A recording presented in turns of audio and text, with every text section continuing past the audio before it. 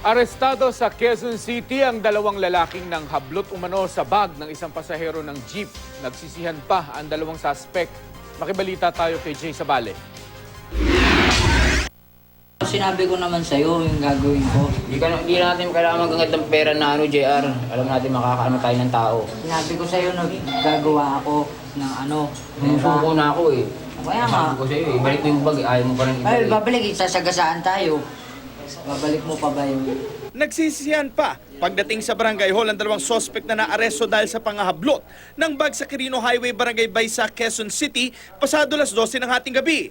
Duguan at bugbog sarado ang dalawa sa taong bayan nang masukol sila. Habang binabagtas ng isang pampaserong jeep ang Quirino Highway, sapilitang kinuha ng sospek na nagpakilala bilang Harold Ganse ang bag ng isang babae na sakay ng jeep habang kasama nitong si Philbert Grencio ay nakaupo sa harapan. Tinutukan po ako.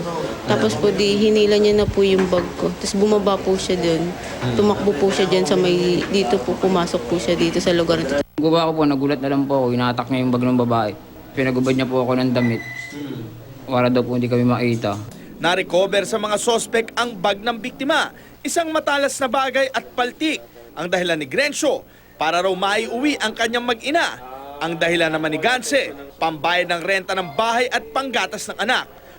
Jay Sabale, GMA News.